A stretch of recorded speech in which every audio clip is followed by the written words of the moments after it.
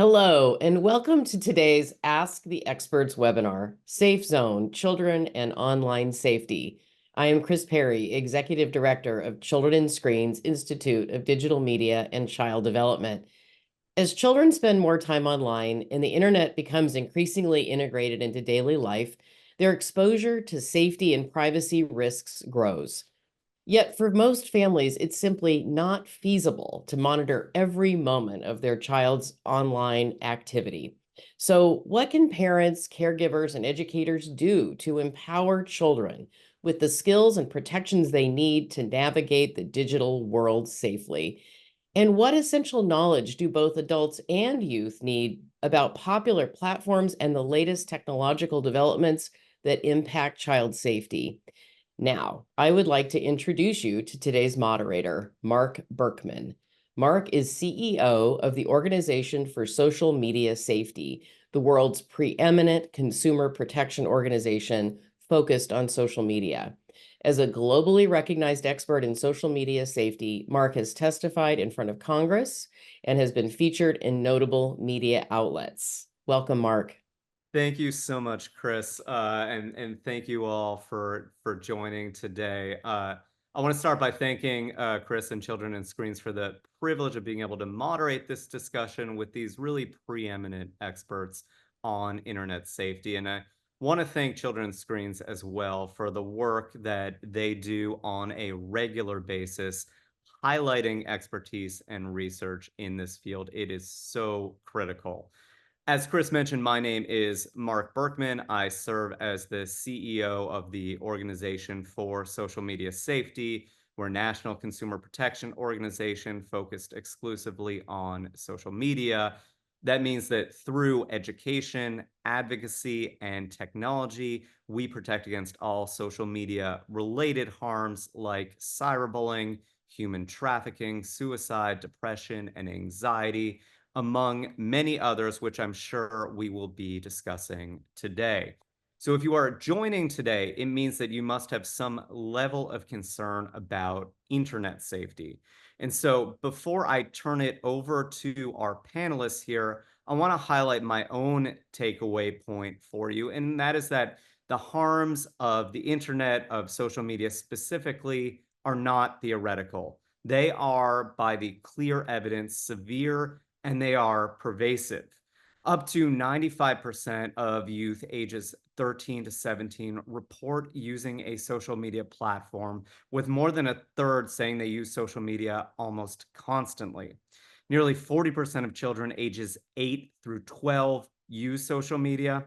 In our own research in partnership with the UCLA School of Education, including over 14,000 teens, a staggering 53% self-reported using social media for more than 5 hours daily.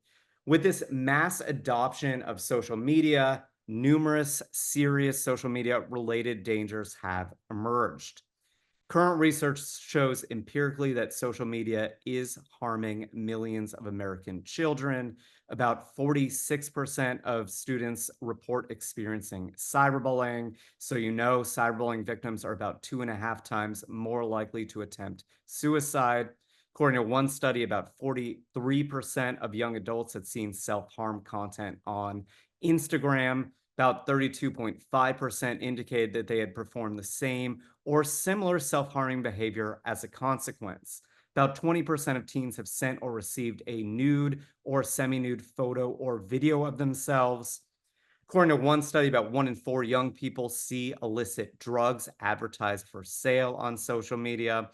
Approximately 5% of middle and high school students reported that they had been the victim of sextortion.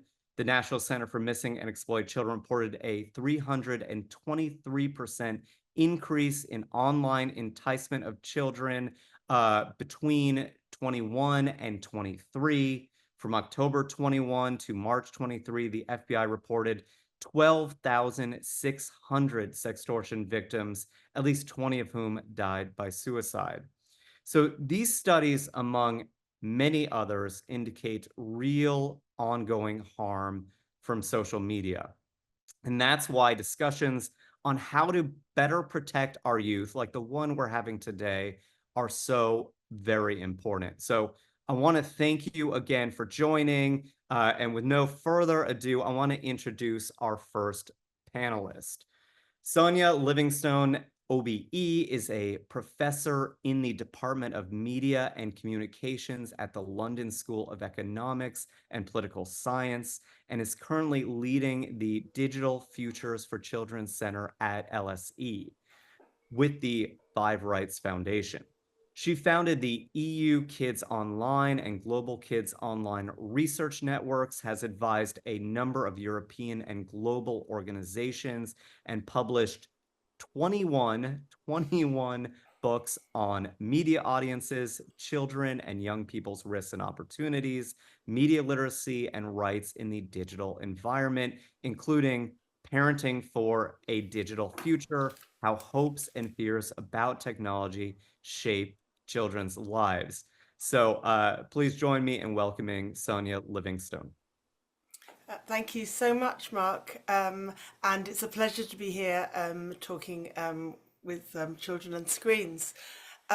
As you can hear, I'm talking with a British accent, sitting here in London, and my research is, and my kind of advocacy around children and online safety is done in Britain, in Europe, and also internationally. So as Mark said, my penultimate book was Parenting for Digital Future, and actually my most recent book just out is called Digital Media Use in Early Childhood, and where we were really thinking about the age group birth to 6, not so much social media, but thinking really about children beginning to use devices, going online, a whole host of issues that that are beginning to kind of come up there as well.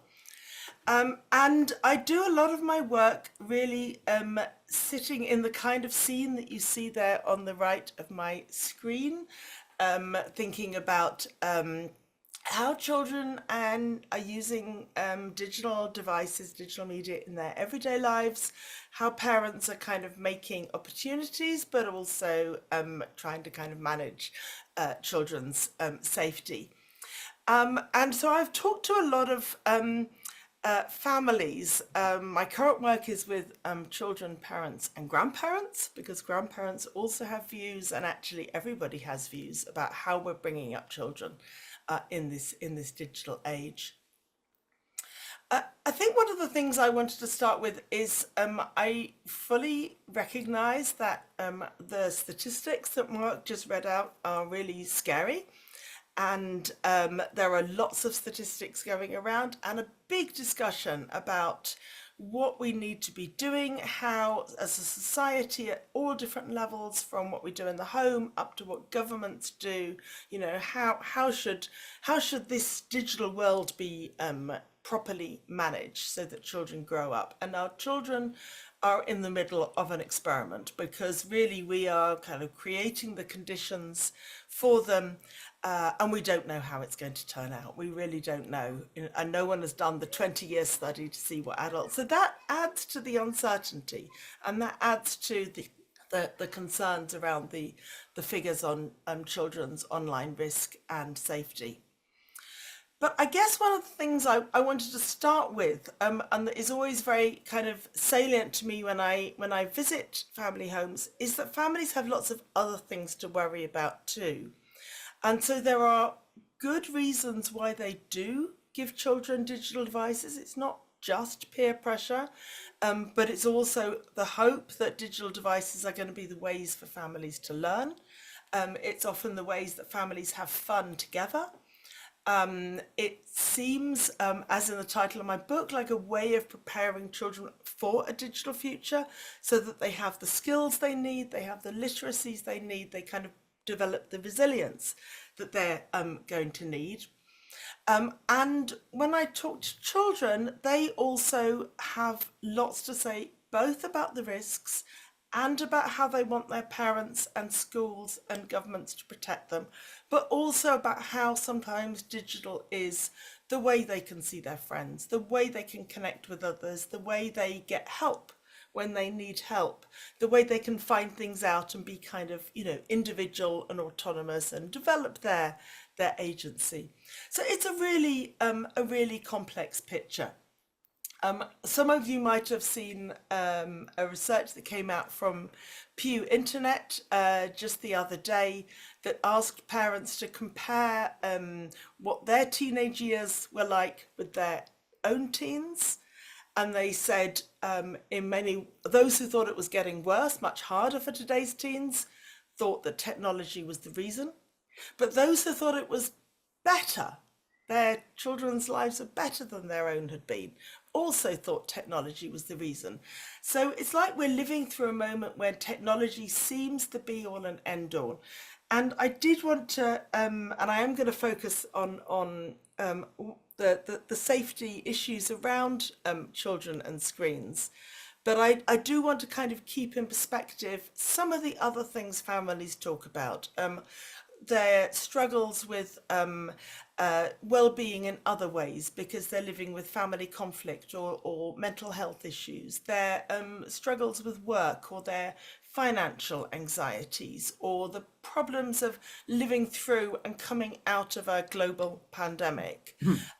Lots of issues, and sometimes we get so focused on the screen that we, as it were, don't quite see the child and the family behind the screen and all the other things that are part of it. So when we ask not what does the screen do to our children, but what are the factors that influence well-being, then we have to take into account lots of other things. And research, a mountain of research shows technology is one of the factors, but it's not the only, and it's not necessarily even the main factor influencing children's well-being. So I'm going to borrow a little research from our UK communications regulator, Ofcom, because I really like the way they help us think about a question that parents ask a lot, which is, what is the right age? When is my child old enough to have a smartphone or get on social media? How do things change with age? And the first thing they did is, I think, really crucial, which is to say there are a number of different processes and there are a number of different outcomes that we're interested in. And somehow we have to think about all of these, because if we unpack safety, it includes children's need to explore, their peer influence, the harmful content, their cognitive development. It's like a whole host of things. And the regulator puts it on a kind of timeline from birth through to adulthood and tries to kind of map different things happening at different times. And those different things are developmental. They're about puberty. They're about social factors like when do children go from the small local school to the middle school or the big high school? What are the age at which they tend to start using digital devices, social media? It's a process, and that process, as we know, is different for different children, and it's different because of all kinds of contextual factors that really matter. And it's very hard for anyone to say this is what is right for your child. So, parents are in the right position to kind of be taking those decisions, and good not to be too influenced by peers oneself. So they take the same timeline for harm and harmful content and try to kind of put some of those statistics that Marc outlined, on a timeline, because they affect children at different ages. And what research often shows is that children encounter more risk as they get older, but they've also got more skills and more kind of resilience. And they're also looking for more opportunities. The little kids, they can probably do without too much of this. But as they get older, they're looking for the opportunities which bring the risks, but bring the skills and resilience. So it's really hard questions for parents, but we need to keep seeing that broader context. And that matters also for parental supervision. And the role of parents, as any parent here knows, changes all the time, from perhaps more kind of direct management of what children do through to finding ways for the child to become an adult, for the child to kind of move on and make their own decisions. And again, you know, that kind of handover, if you like, from supervision through to enabling and support and empowerment of children, that's really hard. But I just want to keep in mind a timeline that is different for different children and different families.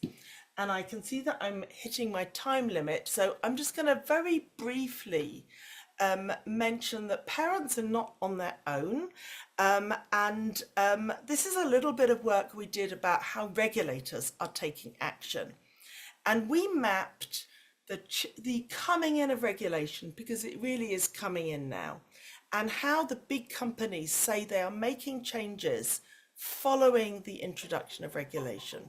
And I think some might want to, in this discussion, might want to ask about that regulation. Is it effective? Could it be more effective? I think there's a lot we need to do here.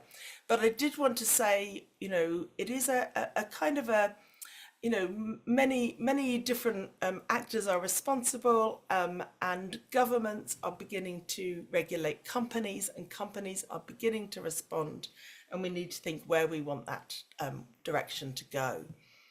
I just wanted to show very briefly how much children have to say. This is from a workshop we did. Children have lots of things they want, not always things that we would think of, but they do want a civilized world. They do want a fun digital world. They don't want to be hacked. They don't want their data taken.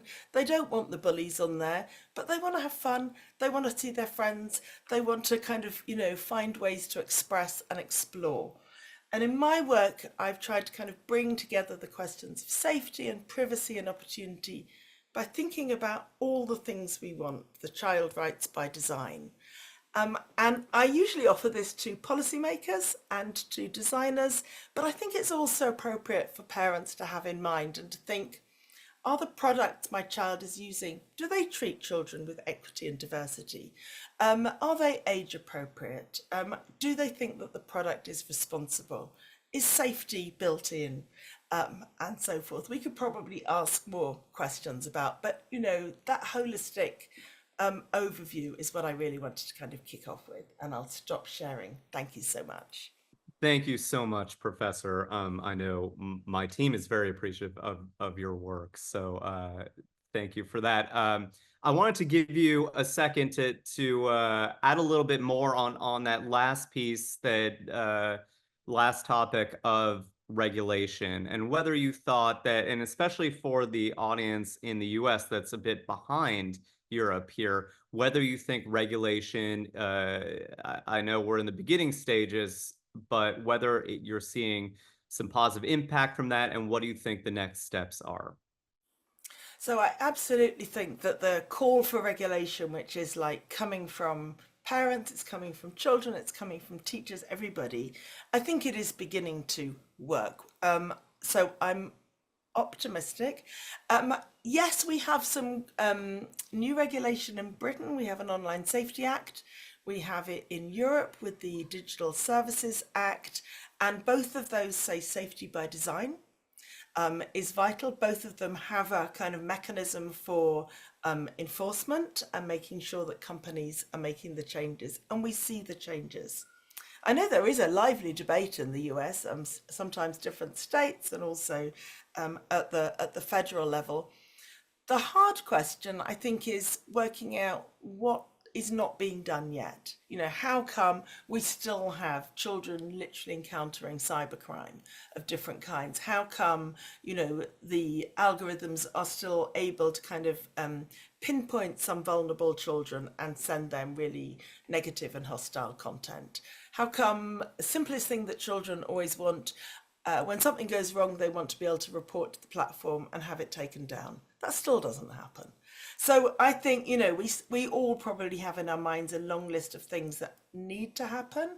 I just wanted to say it's not like all down to parents. Regulators and businesses are beginning to do what's needed. Thank you so much. The hardest part of this is keeping on time, because I think we could go another hour on that alone. So thank you so much, and we will jump to our next panelist. please join me in introducing Sherri Hope Culver, who serves as the director of the Center for Media and Information Literacy at Temple University, where she is a professor of instruction in Klein College of Media and Communication. She served as vice chair of the UNESCO-led Global Media and Information Literacy Alliance, produces and hosts the podcast Kids Talk Media, and was a Fulbright Global Scholar for 2022-2023, conducting research on children's media and media literacy in Brazil, Australia, and the UK. Welcome, Sherri. Thank you, Mark. It's always difficult to follow Sonia, that's for sure, because her research has inspired so many of us. So I'm going to talk about media literacy, which is really a passion of mine and one that I feel like is so critically important in this conversation. And I have 3 goals in the short time that we've got. So first is to deepen your understanding of the intersection of media literacy and critical thinking, and sort of connect those two things, online as well as offline. Thinking about how to support media literacy skill development at home and school and out of school, and then some practical actions for incorporating media literacy into screen time and life in general. This is a screen grab from a question that I asked of my college students when I just asked them, how does media make you feel? Right? And this was their answer. It was 138 students that responded to this.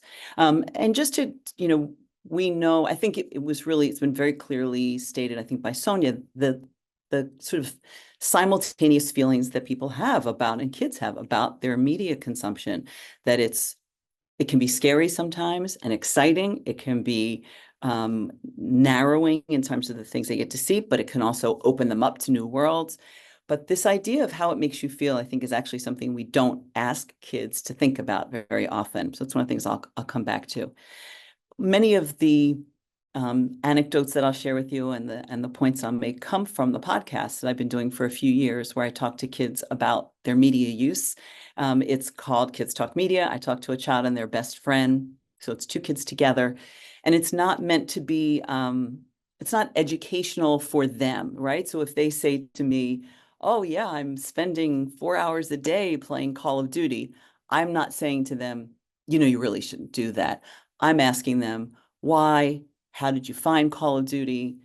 Do your parents know that you're doing that? So we talk about it so that I can get some more information about it. And so that has really helped me understand the concerns. I think the little Post-it notes that were in the slide that Sonia showed were so great. Those are so many of the things that I hear kids say, that they love being online, they enjoy what they're doing, but they also seem at a younger and younger age to be clear that they have to be careful about things as well. They're not always sure how, but they know that they do need to do that. So kids are obviously, I'm just going to go through a couple of quick slides here in terms of where kids are, right? We know that they're on YouTube and TikTok. They are on Instagram. So all of this information that's out there about the age that they are supposed to be on versus the age that they are on, not only has to do with kids being smart about getting access, but a lot about parents and parents' considerations of kids being online, right? On Twitch, lots of kid influencers, which are sending very strong messages to kids about that they should be online. So I'm really intrigued by those messages that happen within children's media content too, that tell kids in very indirect ways the way they should be interacting with media. So a TV show they might like to see, or something that they're streaming, or a game they're playing, where the characters are on their phones or playing a game or talking about staying up late to be able to watch something, right? It's not actually the storyline, but it's the subtle way that people are interacting with each other, which is one of the ways that kids get information about that. And of course, spending so much time on YouTube. More and more of the children that I talk to talk about their relationships with personal digital assistants, Siri and Alexa, and other robots that are happening. And yet, then we get messages from our Surgeon General about social media. So there are so many conflicting messages out there. I'm going to go forward a little bit. Overall, I could sort of draw an image of just chaos, right? In some ways, where we feel like we're We like it, we don't. It's helpful, it's not, right? It's around us all the time, but we need to stay away. I think that's the greatest challenge in terms of children in an online space, is that as adults, we think that we are a little better at balancing conflicting messages, but kids are not. And so that puts them in a very difficult place because they do enjoy being online, but they know they have to be more careful about it. I've mentioned the term media literacy a few times, right? If you're unfamiliar with the term, or you're familiar with it and aren't really sure what it means. So this is the definition that I always come back to, which is the one from the National Association for Media Literacy Education: the ability to access, analyze, evaluate, create, and act using all forms of communication. So when we think about media literacy, when I think about media literacy, I think primarily about the notion of critical thinking about media. When I talk to parents and educators about media literacy, or about media in general, I often lead with the point that I love media. I love to watch television. I like to play video games. Like, I am embracing that, but I want to think about it first. And that ability to dive in, but think first, which is, of course, a really difficult skill for young people, is key to all of this. The 5 key questions of media literacy are really around authorship, right? Who created message? What are those creative techniques? What's the purpose? Who's the audience? These are questions that you can have a subtle conversation with your children, where you are, or your classroom, where you're talking about these issues in a way that is, dare I say, gamified, right? You can have a more informal conversation. We don't have to say, let's talk about the 5 key questions about media literacy, but really even thinking about, hey, we're on this website. Who do we think made this website, right? Just more casually doing that. But this notion of how media makes us feel, I find is one that over the last couple of years, I have found is the one that is most impactful in my conversations with young people, and is the question that we least often bring up with them. Because if we ask them how it makes them feel, and it doesn't make them feel good, then you have a place to go about, well, let's talk about what parts of it are making you feel better, what parts of it are not making you feel as good, and how do we navigate that? Like, how do we change what we're doing so you actually feel better about it? And of course, this is putting aside for a moment the child who might say to you, it makes me feel great, and I like being on it 8 hours a day, putting that aside for a minute. But most kids have conflicting feelings about it, and you can help them navigate it.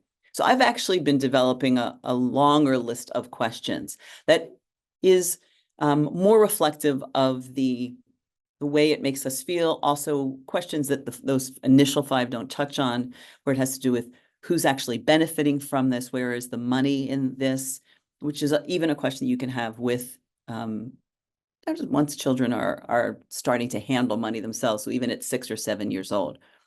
So bringing it into action, I'm just going to go into that because I know we have really limited time. I think the most important thing about media literacy, and media literacy being able to impact the online safety space, is that first red button at the top: talk early, talk often. That this is not something, this conversation, the whole conversation we're having today, is not one to have that starts when they're teenagers. This is something that needs to happen from the very minute that you're handing a child a tablet and they're 6 months old or 8 months old. There are conversations you can have about, now we're going to use media, now we're going to put it away. Now we look at it, now we don't. And when they're a little bit older, whether we like what we're watching, or we like what we're playing, or we don't, how did it make us feel? Maybe we stop. So that they are growing up having an understanding of, I make choices about the media that I use, I think about it, and then I take action related to it. So we don't have enough time to go through all of the tips here. I also have a whole list of conversation starters, right? Things that you could do with your kids to prompt that, or with your students to prompt that, so that you can be watching something together, engaging together, and use some of these lines to reflect on and have a critical conversation about media use with them. Well, thank you so much. We really appreciate your work, appreciate your remarks just now, Sherri. And you brought up an interesting concept of media that our children are consuming, teaching our children about media. And so I was wondering about your thoughts along the lines of age of entry onto different forms of digital media here and age verification specifically as well.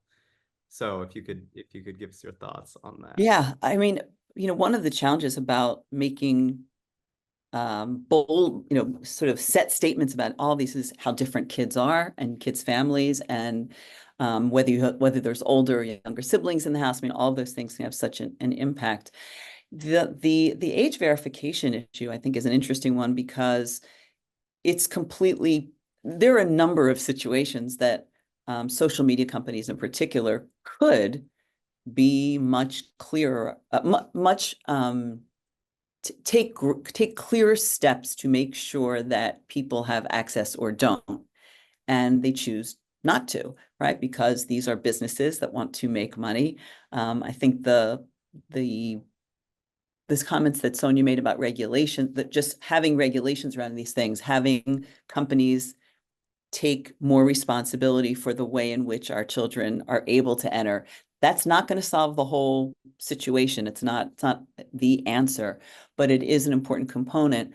And so I do think it's important for if we have an age of 13 when kids are supposed to get online and everybody knows that's not what they're doing, then what is the point of that, right? There is a way for there to be clear age verification, but I also think there are more conversations that parents can have with their kids about the why, so that it's not just about whether or not they'll let you go onto that site, but why would you want to go on the site? Why might I not want you to go on it yet? So we can have conversations about not just age verification from the company standpoint, but from our family standpoint. What is the position we have about what is good for you and when is it right for you to be on? And to have that conversation way before you're actually going to make the decision. So not to wait till the child's 13, but to actually be having conversations much, much earlier. Thank you so much. I think that's tremendously helpful advice. So thank you. Look forward to our general conversation later. And now we will turn to our next panelist here, who is Titania Jordan. Titania is the Chief Parent Officer and CMO of Bark Technologies, an online safety company that helps to protect nearly 7 million children across the United States through their monitoring app, school partnerships, and safer smartphone for kids. In 2020, she co-authored the book Parenting in a Tech World and was featured in the documentary Childhood 2.0. Her second book, Parental Control, is releasing in the spring of 2025, which we're very excited about. So please join me in introducing Titania Jordan. Hi, everyone. Mark, thank you so much for having me, Kris and the entire team as well. It's really, really an honor. And as Mark mentioned, I've had the honor as the Chief Parent Officer at Bark to be on a lot of stages, global, national, local.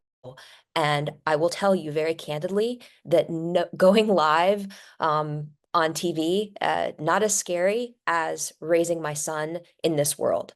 I have one child. He is a sophomore in high school now, and I work in tech. I work in social media.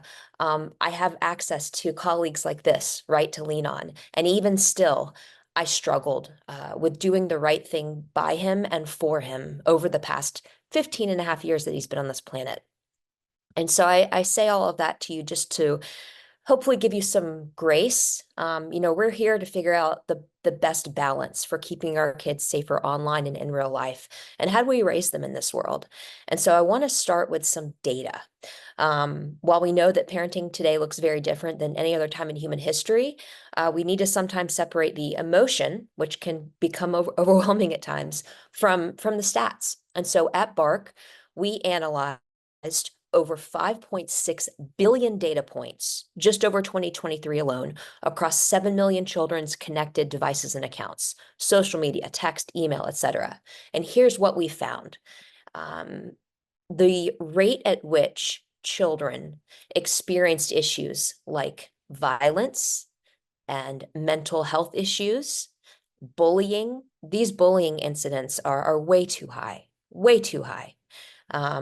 drugs and alcohol related content, self-harm and suicidal ideation, sexual content, predators online, anxiety, and disordered eating are through the roof. And I want to go back and just make a few notes on things. One is, like I said when we first started talking, I've been there.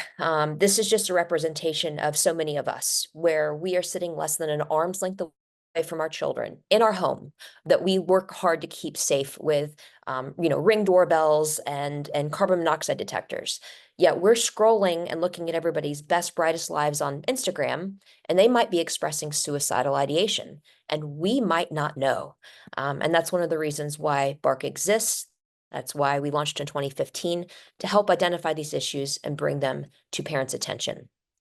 Now, back to the data, I want to point out with bullying specifically, that this is not just data around kids bullying others. This is being a bully, a victim, or a witness. The amount of children that just watch bullying take place through group text chats is really something we need to look at. And it's happening at younger and younger ages and stages.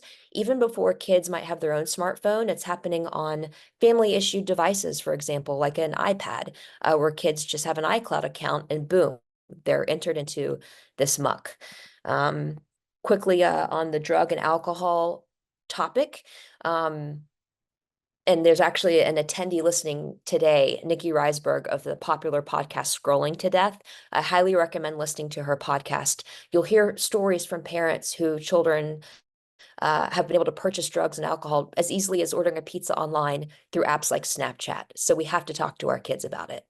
On the topic of self-harm and suicide, in the United States, suicide is the second leading cause of death in children. And that is heartbreaking for a variety of reasons.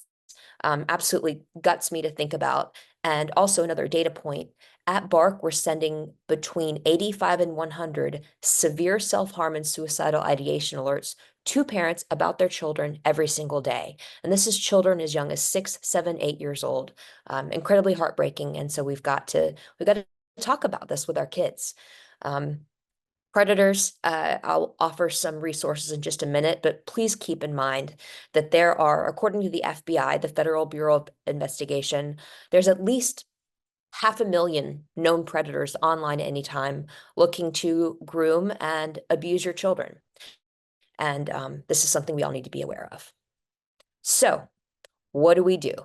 And that's why I'm here in the next few minutes to go over specific tools and strategies for parents and youth. No tool will replace a solid relationship with your child, which is where the conversations come into place. Also, your children are going to learn a lot more by watching what you do than listening to what you tell them to do. So that's where modeling comes in. And then tools, I'll get to that shortly. Nothing can replace open and honest conversations with your kids much earlier than you might think. We saw some great age-related graphs earlier in the presentation. Read those, follow along with those, and more frequently than you might think. Also, you've got to get your head out of the sand. Please don't think not my kid or my kid would never. Good kids make bad choices. The frontal lobe of their brains that's responsible for emotional regulation and impulse control and decision making, it's not fully formed until they're in their early to mid 20s. They're not capable of making the adult decisions that we expect them to when we hand them this unprecedented access. And then finally, and I know Fareedah will touch on this as well, as just being a safe place. In addition to modeling appropriate tech behavior, like not keeping a phone in front of your face all the time when you're around your kid and turning off notifications and maybe not charging it beside your bed at night, you've got to freak out quietly inside, but convey a calm, safe space demeanor to them on the outside so they know they can come to you with anything, because it's really not a matter of if, but when they encounter some of the most problematic content in people online. And the goal is not to just completely eliminate their ability to access tech, right? That's not realistic. So we need to have conversations with them about FOMO, that's fear of missing out. When they do have access, they're going to be inevitably left out of things, right? On my left, at least, you see a picture of Snapchat, Snap Maps. If your kid has Snapchat, they can go onto Snap Maps and see where their friends are in real time, which means they can also see where they're not included. And that's got to hurt. You need to talk to them about filtered life versus real life and how these filters can be fun, right? If they're like cat ears, but also they can hurt our self-confidence and sense of self-worth if we are perceiving that we need to look or be a certain way, especially to garner likes, comments, follows. That's not where we should be getting our self-worth and our self-confidence from. Please encourage your children, if and when they do have access to social media, that happiness is an unfollow away. They can just unfollow, and that comes from my friend Tanner Clark, because unfollowing helps to train the algorithm. And algorithms, another powerful thing to talk about with them. Every app and game that they spend time in really is working hard to keep them in that app. And so we have to remain in control of the tech and not let the tech control us. You need to have conversations around sexting. Sexting, according to a local principal, is the new first base, but that doesn't mean it's appropriate, and we need to give our children safeguards for that. Make sure you know the laws where you live. I live in the state of Georgia in the United States, but there are laws globally that you need to talk about.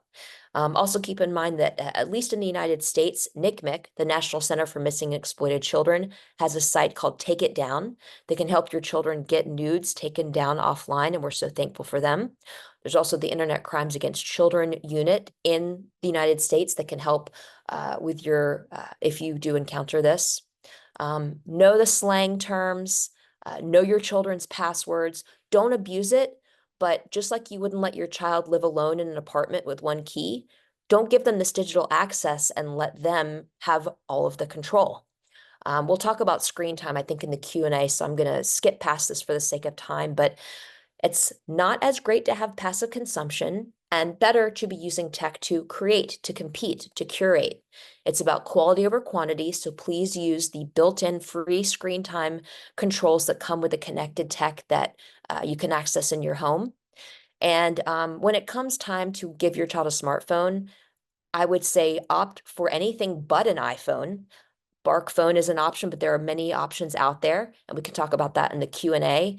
But keep in mind that Apple has broken parental controls. And I say that coming to you from a MacBook. I'm wearing a watch, Apple Watch. I have an Apple phone. I love Apple, but Apple's not the best for kids. Currently, Apple allows child sexual abuse material to be stored on iCloud, and I don't think that's a good look, and I don't support that. So additionally, there are tech contracts. There are Facebook groups that you can join. There's a free book that you'll get a link to in just a minute. ProtectYoungEyes.com is a great site. Good pictures, bad pictures. Great book to help with talking about porn.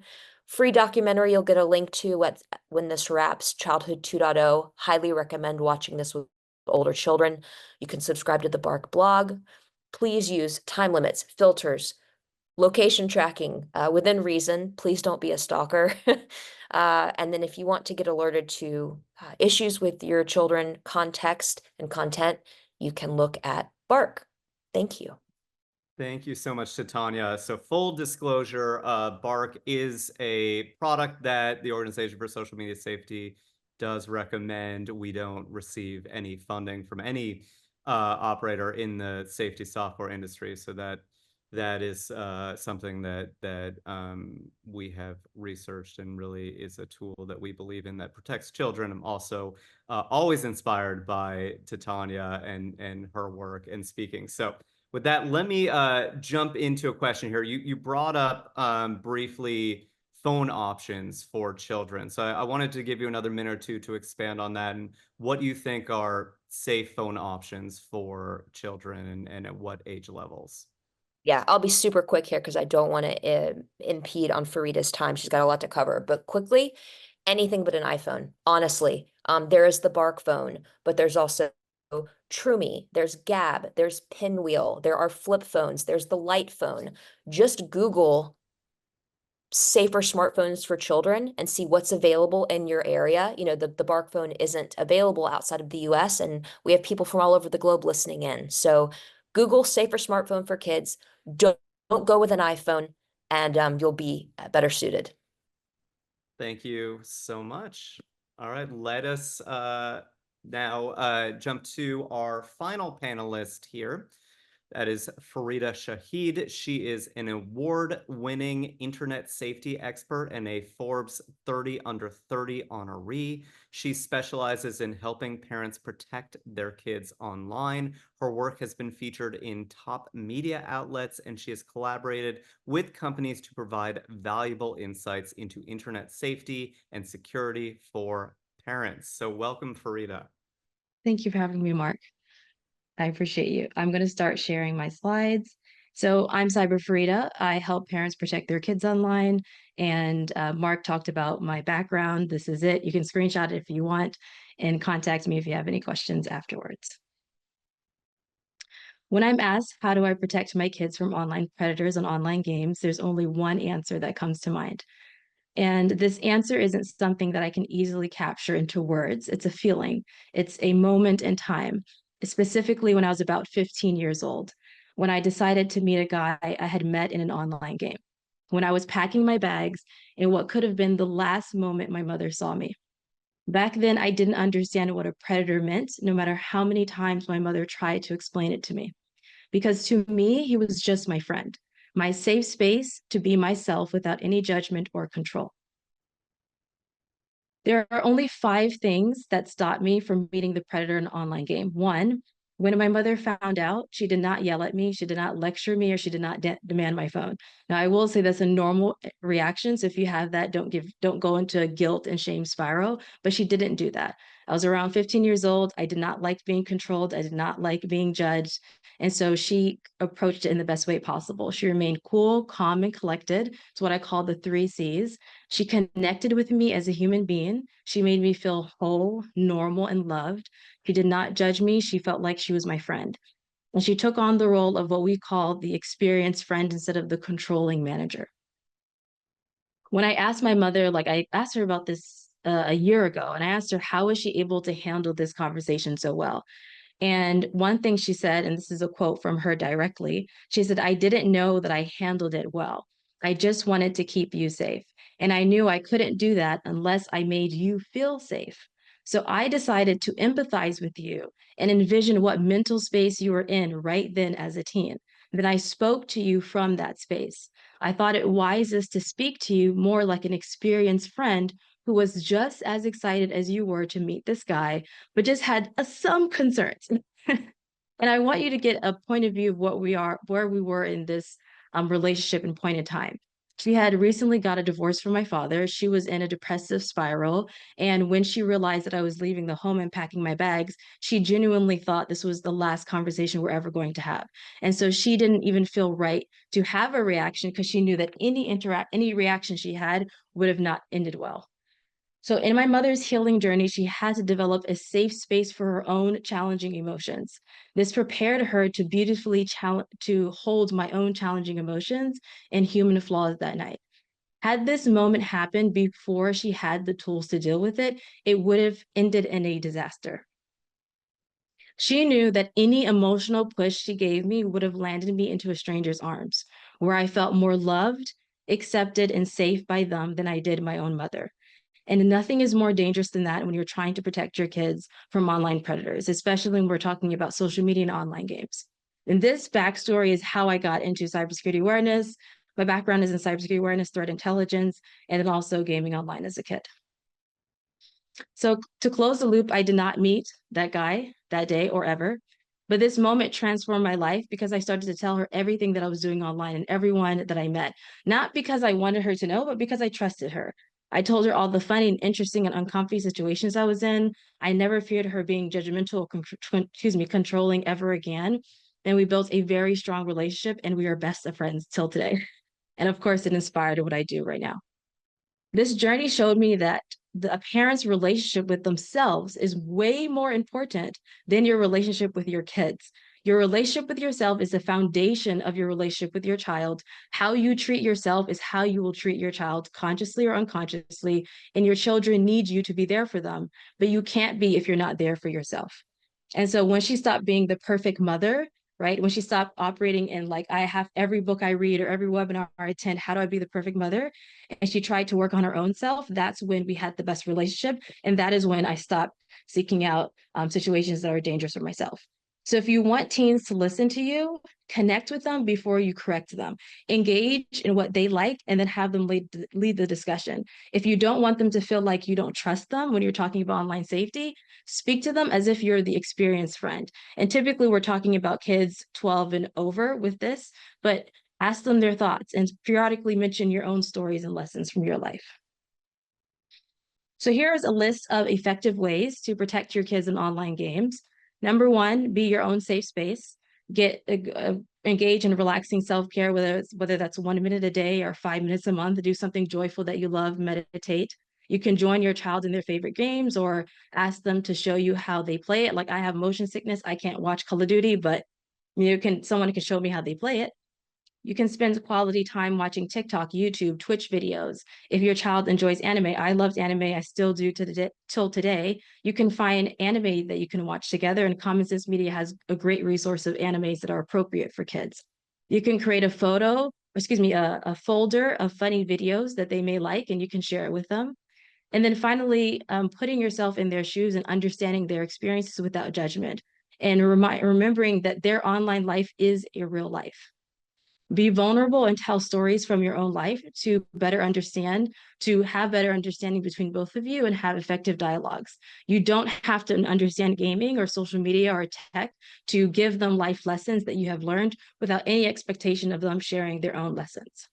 If you're having a difficult conversation, remaining cool and calm and collected, like Titania said, you freak out inside and not on the outside, is very crucial to their online safety. But guess what? You're a human being. You might yell, scream, demand their phone, look through their text, whatever you feel like you need to do. And if you find yourself reacting in a way that you don't like, you can apologize sincerely. When you apologize, it actually builds a stronger relationship.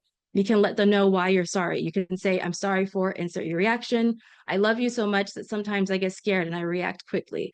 I'm working on it. I promise I'm not mad at you. Please continue. I'm so glad we're having this conversation.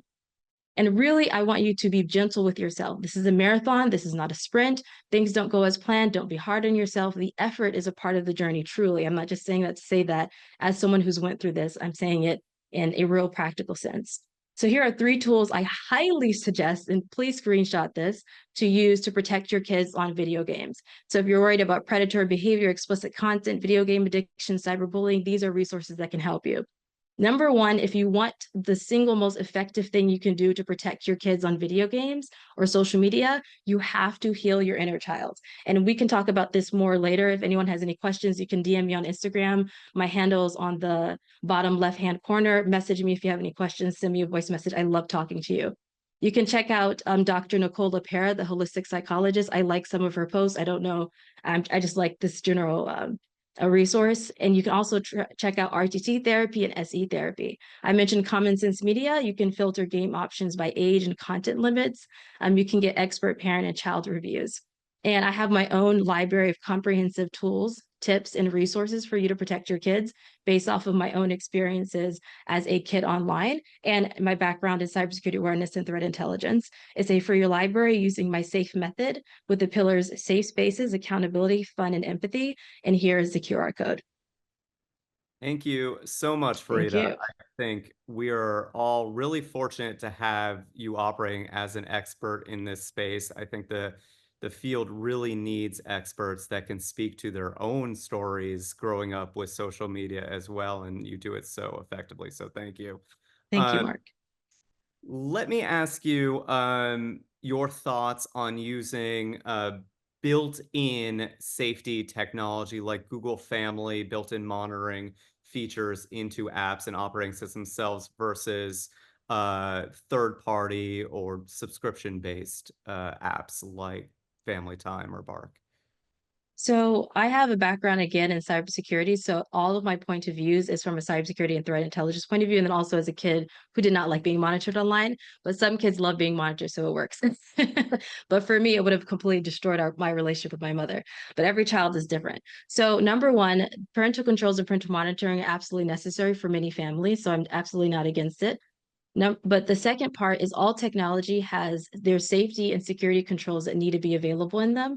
And third-party technologies often don't have the team, resources, money, or care to have extra security. So there have been apps already that have leaked thousands and millions of kids' data, information, messages because they did not have security. So that's MSpy, Teen Safe, and Family Orbit all release information online. Feel free to look at it, not look at the child's information, but the news stories of these places being hacked and predators using that information to track kids.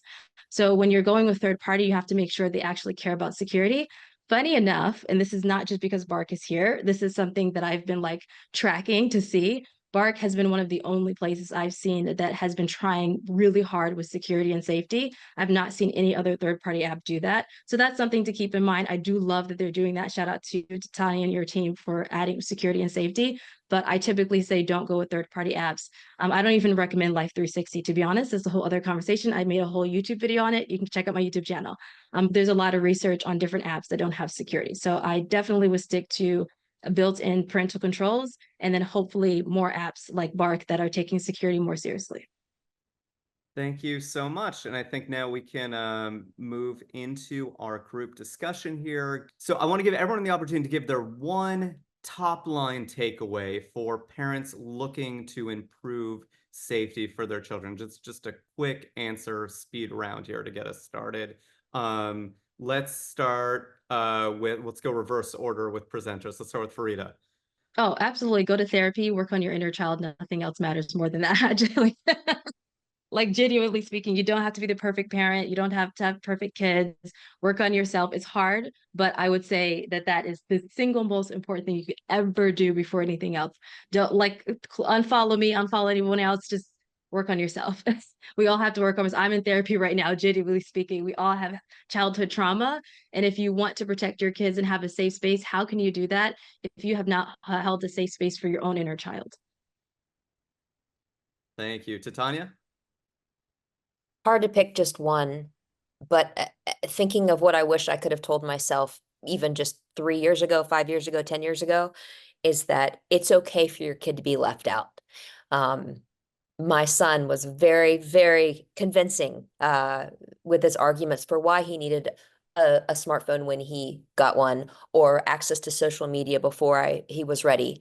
And one of the biggest arguments was, as an only child, wanting to be included, with peers, which every parent wants their child to have friends, right? And have those quality relationships. What I didn't realize at the time, though, is that by allowing him to be included in these aspects, actually just allowed him to be included in bullying and exposure to problematic content and themes that negatively impacted his mental and physical health, even more so than just not giving him that access, where I could have just prioritized, in real life play dates and other opportunities to grow as a human. So anyway, to keep it concise, please delay access for as long as possible, but do it with a kind heart and compassion, and communicate clearly the why of, here's why I'm delaying. I don't want you to be left out, but I do want you to be left out of this, and this problem that your heart and your mind is just not ready for. Thank you. Sherri?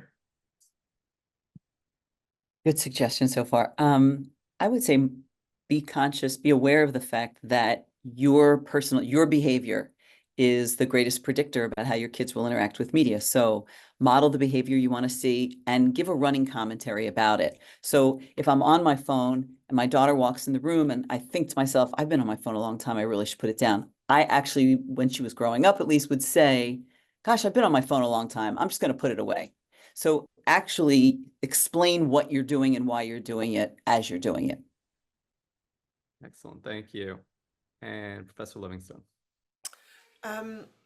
Yeah, well, people have said great things. I think I might just say that all families are different, and parents feel like everyone is doing the one same thing, and therefore they have to join in and do that one thing. But actually, everyone is kind of looking for people to do different things, and people are doing different things. So when I go into homes, I just come out overwhelmed with how I don't know, one family is creative, and so they're using digital media, but they're using it for creative things, not really for social stuff. Or another family um, is religious, and everything is kind of done through a religious app, and it has a particular lens and particular conversations. And another family, they're gamers, and the kids say we're not so interested in social media, but we love the game.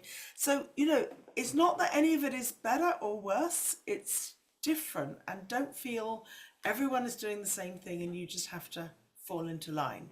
Just stick to what your values are and what you think is important about your family.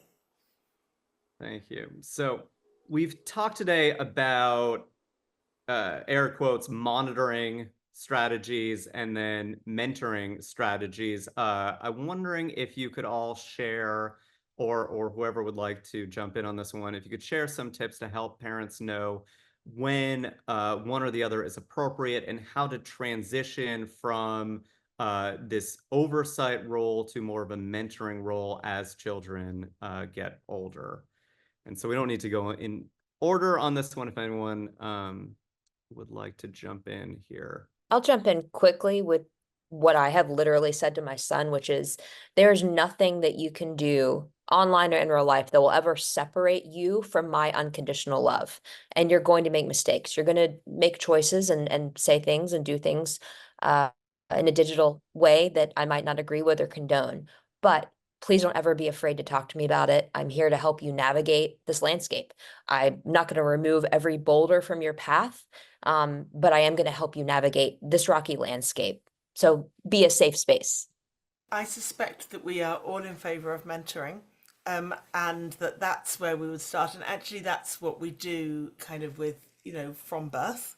You kind of mentor, you scaffold, you help your child learn, you introduce them to the world, you stand back and you watch as they explore, but you're kind of hovering there and ready to, do what might be needed. So I think that is the number one parenting role. And then the question is it sometimes not enough? Is some kind of monitoring sometimes, maybe when the child is kind of moving to a new school and everything is going to change all at once, or I don't know when it might be, but I think research on monitoring and kind of restrictive, like heavy-handed top-down parenting, research is pretty ambivalent.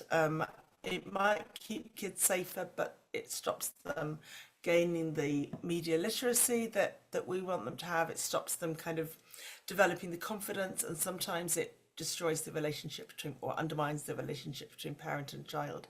So I would say, mentoring, enabling, scaffolding, supporting, that's the kind of go-to, and then monitoring and restricting in as little as you can get away with, and keep your child safe. I'll just add that I think hopefully it's not frustrating to hear that so much of what we're saying is really about parenting, just in general, about parenting. And I say hopefully it's not frustrating because I think when you're in it, you can sometimes feel like there's this other thing that my child is involved in, this other problem where these other issues that are online and they're part of their online and their media or technology life. But it is at the core of your relationship with your child and being happy yourself, as Fareedah mentioned. And, so all of those pieces reveal themselves through the way you and your child interact with technology. But it's really about those conscious choices that we make about parenting and the things you've heard, values and things like that you hold dear. Those are the core elements that, nothing's going to protect your child 100%, but that I think goes a long way to keeping the door open to conversation and having them be thoughtful about the way they interact with media. Plus one on what Sherri said, I also would say, and I believe all of us would agree, that trusting your gut feeling on when to switch, and you might have to go back and forth. Like it's not a moment where you decide, okay, now we're going to be mentoring, and then you don't have to fall back into something else because of a situation happened. But trusting your gut is the best. You know your family. Like Sonia said, every single family is different. There's no typically like one right way to do it. There are right concepts, right fundamentals, right general approaches, but how you do it, how it looks, and how it feels for your family will depend on you. So absolutely trust your gut. Just because you don't understand gaming or social media, have parents always ask me, well, you're a gamer, you've been in technology, you like this, like you know more about it. How can I connect with my kid if I don't understand gaming?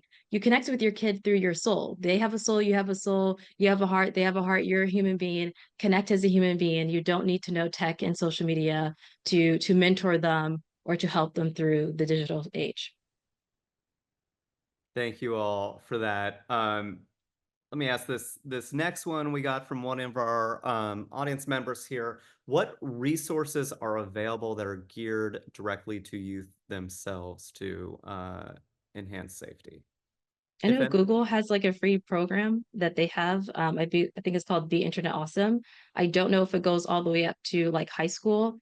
The FBI has a program. This is all US based. I'm so sorry. I'm pretty sure Google is a lot more international. They have it in different languages, but the FBI has something for kids all the way up to, I believe, ninth grade. And so those are some resources off the top of my head. Yeah, there's a Um, series from NCMEC, the National Center of Missing and Exploited Children, that is US based, but any child can benefit from it. And the materials are in English and Spanish, hopefully other languages too, but it's called NetSmarts, NETSMARTZ. I'll turn the mic off and drop a link. The question implies that kids are going to kind of, they want this, which I think they do. But I think perhaps we haven't yet made it easy enough for them to find it. It's like this organization here and this organization there. And we have to think also like where is it going to come together for when the kid needs it and when they find it. It could be literally on their screen. Like there could be there's been a lot of discussion about whether there could be a independent help, resources, what do you need to know kind of button on the screen. I think they could be. And then there's also, local organizations. Can the local libraries provide a hub? Can it come through schools? Often that's, where kids get to learn about a lot of this stuff. So schools have a key role to play. Even old-fashioned media, maybe. I think, for people, sometimes the media companies themselves, the tech companies themselves, let me say this another way. There are things that the tech companies could be doing while you're on the site that would be really helpful. And they often feel like, well, I'm not going to do that because that's going to, get kids off the site, or they're going to learn not to use it. But, kids love media and technology. That my experience in talking to people about media literacy too, is that the goal is not to get them off the site per se. The goal is to use it more wisely and in a way that works for them. And there was a time, I don't know if TikTok still does this, but there was a time when if you were on TikTok for a while and you were just scrolling, one of the things that would pop up was a young person who would say, hey, you've been on, because it knows how long you're on there. It would say, hey, you've been on for 45 minutes. Don't you think it's time to put it down for a little while? And it just went on from there. And those sorts of like integrated messages that could provide resources for kids could be really helpful. For adults too, could be really helpful. And they're not going to stop people from using technology. They'll help them to use it more in a way that works for them, as opposed to us all sitting around talking about how dangerous the environment is. Can I add on that? So Yeah. I love Sherri's example, and I think one of the reasons that Europe is kind of going maybe a step further in terms of regulation is to make sure that things like that example happen, because no one has the capacity to say, hey, here was a good idea from TikTok, but are they still doing it? We have to like keep checking. It's better in a way if regulation says this is the right way to go. TikTok knows if kids turned off completely or took a break, or they know if it worked, and they don't tell us if it worked. So part of the regulation that's being debated is also to make sure that we all know which of these tactics work, and then we can call for more of them. And then if it's in regulation, we don't have to keep checking, is it still okay, is it still okay? So I think that is tremendously important point. So thank you for highlighting that. Another question here, what are some red flags parents can watch out for that might indicate their child is experiencing an unsafe situation online? And again, whoever wants to jump in and take that first. I'm that kid in class that's like, oh, me, always raising my hand first. But pay attention to signs that they aren't thriving. How's their appetite? How's their sleep? How are their grades? How is their demeanor? Are they more or less interested in things that they used to be interested in or not? Any indication that your child, that something has changed with them, that they're not thriving, and your gut tells you something's off. Chances are, if they have significant digital access, that the reason for that is buried deep in that digital signal. I'll also say, yes. And in addition to that, you need to normalize the conversation and the questions, even when it appears like everything's okay. Like in my family, we had some issues around depression, and sometimes that was the person looked like they were having a grand old time. It wasn't unless I specifically asked the question that person was honest with me with their answer. So having a just sort of general thing like this is part of what we talk about in our family. Hey, did you see anything online this week that, like, I don't know, made you feel like, I was kind of surprised I saw that. That was a little scary. Like, if that just becomes part of normal dinner conversation, then they'll answer. If you don't ask the pointed question, if you don't have a good, if you're not willing to go there, then plenty of kids can present all happy and fine, but actually be having struggles on the inside. So I think you have to have, that's got to be part of the conversation, like just ongoing in life that we talk about. And you could always be like asking for a friend, not that it happened to you, but have you seen anybody in class who's been bullied? Just ask the question every once in a while. Adding on to Sherri's point, is also like showing your own stories of your own life growing up as a teen and doing it casually, like Sherri said, at the dinner table, or like when you're driving them back from school, or you're going on a walk, or you're washing dishes or cooking and they're maybe helping you, maybe they're not, but whatever it is, having those discussions about your own life without any expectation of them sharing their own. So you're normalizing you also being vulnerable. Because I know one thing as a kid, my mom would always be like, you can talk to me about anything. It's an open door policy. This is a safe space. I never felt safe with her in that way because I was like, she's not a human being. She's a perfect human being. She's a perfect mom. She's a perfect community leader. So how can I share my vulnerable moments to her? She's going to judge me. She's so perfect, because I never heard anything about the struggles that she went through as a teen, the struggles that she's going through right now as a parent. And so the more you're opening up to your kids, as much as you feel is safe in that relationship, that's not going to give them anxiety. Your gut feeling, you don't need a research study on this. It's your gut feeling. You're the research study. You're the expert in your kids. But share your vulnerable moments from your life. A bully in school, a situation that made you feel uncomfortable when you went out with your friends, a moment where you disagreed with your parents, a moment where you got upset with what your parents made as a decision as a kid. Like, those are conversations you can open up and just say, hey, the other day I was thinking about X, Y, and Z. No expectation of your child sharing as well. When you normalize that, your child will feel better talking to you about their own struggles. I just build on what Fareedah said, that I think was really great, and makes a point from research, because I wouldn't want parents to think that the child, there seems like a red flag. They talk to the child about what's happening online. They find something bad online and they think, okay, we've kind of got to the cause of it. Because what research does show over and again is that there's also stuff going on in the rest of kids' lives. It could be with friends. It could be with, what's happening at school. It could be worries about grades. It could be worries about you as parents. Kids worry about their parents and, how things are going at home as well.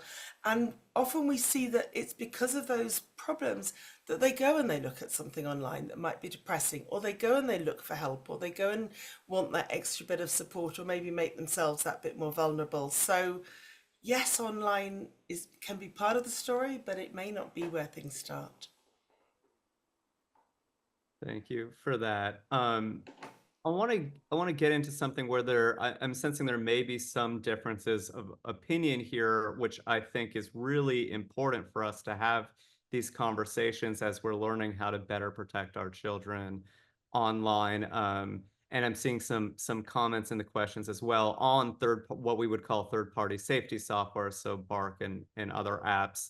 And one of the attendees here mentioned about reviews online and whether kids want this sort of feature being used on with their parents and their social media use. So I want to give Titania a chance to speak to that, and then the rest of you to offer your opinions on this as well.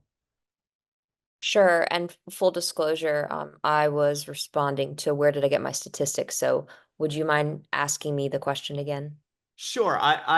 My question is essentially, so one attendee said that they were looking through reviews on Bark on the App Okay. Store, and that none of the kids seem to want Oh, type of intervention. And right. I'm sensing some difference of opinion on this. So I'm just wondering if you could speak to your thoughts on efficacy and appropriateness of third-party safety software, and then we'll let everyone give their thoughts as well. Perfect. Thank you. Okay. Yeah. So, if you ask your toddler if they want to wear a seatbelt or in the car seat, they're gonna be like, no, right? So there's that element of you will see a lot of low ratings from children online rating the Bark app in particular. Not mad about it for a variety of reasons. One is that I know the life-saving alerts we are sending every single day. Whether it's protecting children from predators, suicidal ideation, disordered eating related content, etc. So they can be as mad as they want. We're saving their life. Another thing is the way we go about it. There are options out there. There's spyware essentially that will track every single keystroke that your child makes and send you a list of every single message that they're sending or receiving. And we do not and will not go down that path because we feel that children deserve to become responsible digital natives and can't do that if their parents are essentially hovering over every little thing.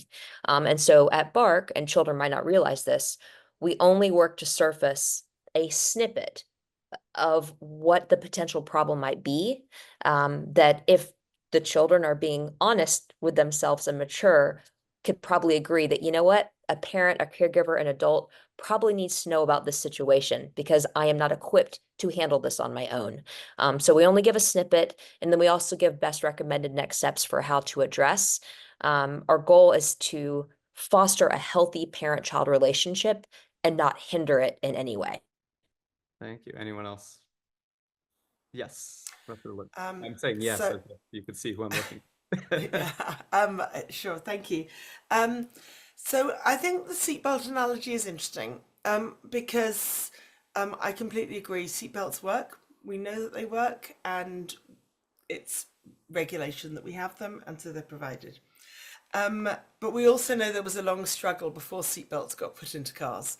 And I think we're kind of at that stage. We're at the stage before, and we haven't quite worked out even like what, does the seatbelt work and what it should be. So we did a review recently of whether the research shows the benefits of using parental controls, and it was like a mess. It was some parental controls are helpful and kids are safer. Some have no effect whatsoever. Some make things worse because they do what Titania just said, of create tension between the child and the parent, and the child feels spied upon and does a workaround. And we haven't really got a language of saying, what makes for the good software? What is the good service? What is the seatbelt rather than all the stuff we have before that? So not to say anything about Bark because it's a new one on me, but I think we also need kind of regulation or standards or something at the state level that says this is how we know when that's doing a good job, because parents can't look inside, they can't look under the hood, they can't look inside the box and know till they've downloaded it if this is the one that's going to be right for them. I keep coming back to regulation. I know. I appreciate that. I'm built. not here to participate myself. I will say that is regulation we're working on in the US without getting Okay. into. Yeah. And specific to standards, myself, you know, but I standards is, appreciate the and then thought. companies can choose to say, okay, I want to show that I'm certificated. I meet that, you know, I get that tick. It's exactly what we're working on. So appreciate that thought. Anyone else want to jump in on this? And I think we have time for one more. I don't Okay. know, Sherri, if you want to say something. Sherri, did you want to say something before I jump in? Go ahead, I you want to can go jump in. there. I wasn't going to respond to this one. Oh, okay. Well, as a kid who grew up online and is now like a fully fledged adult, I'm almost 30 years old, still very young, but I had my both share of adult life and kid life and teen life in the digital world. It really does depend on your family. Like some families, parental controls will work and parental monitoring will work, and others will not. It really isn't a everyone should have parental monitoring and everyone shouldn't have it. It really is your family, your gut feeling, your child. One thing I will say, and I believe that Bark says this as well, I looked at the website many times, is that you should never install it without your kids knowing. It's going to backfire against you. It's the worst thing you could ever do, unless you have a circumstance that you fear from your child's life and they're running in a certain group where you don't know where they are and you have to, whatever you need to do to save your child, I'm not getting into that. But other than those extreme circumstances, you should never install it without your kids knowing. Because if you ask your kids, oh, I saw this text that you sent, or I saw that you're doing this, or I see that you have these thoughts, their immediate thought isn't, oh, my parent cares about me. They're like, what the heck are you doing on my phone? Why are you looking at what I'm doing?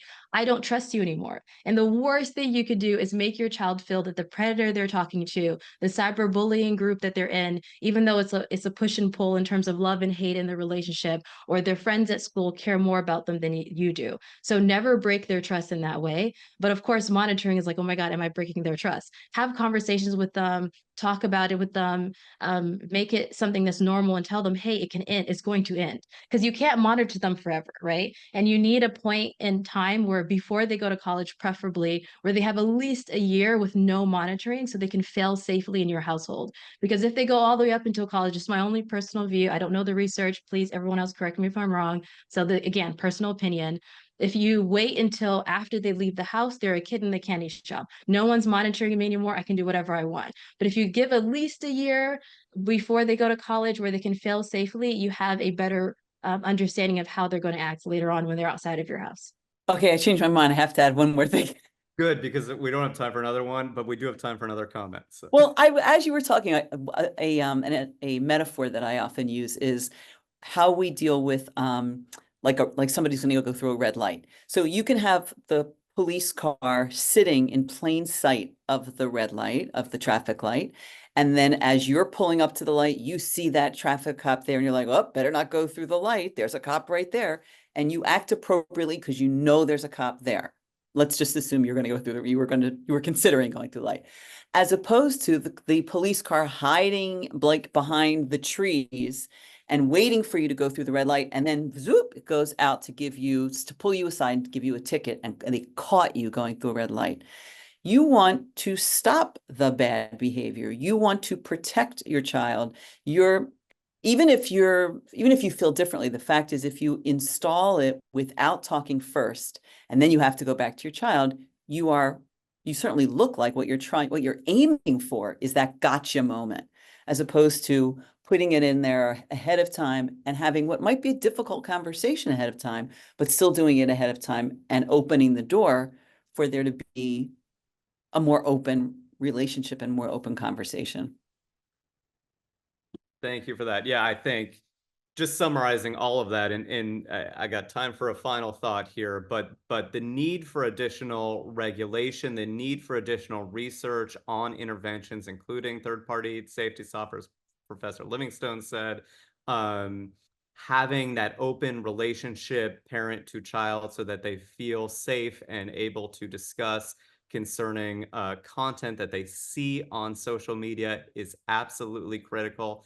The deterrent impact as well, about being clear about what the rules are and what safety interventions you may be using and tools you may be using with your children, as Sherri said. I think those are all really important points that I think everyone here seems unified on, and I think it's a really important message to our attendees. And takeaways here is that there's a lot of different ways experts are researching and teaching for parents to improve safety for their children on the internet. There's not one clear black and white roadmap. That's why a panel like this is so very important. So I'm really thankful for all of you contributing your expertise and your thoughts to this conversation. I think we did stay on time here, so I will turn it back over to Kris. Thank you again for everyone who attended and spent the time to learn about this very important topic as well. Thank you, Mark, and the entire panel for sharing these valuable insights about children and online safety today.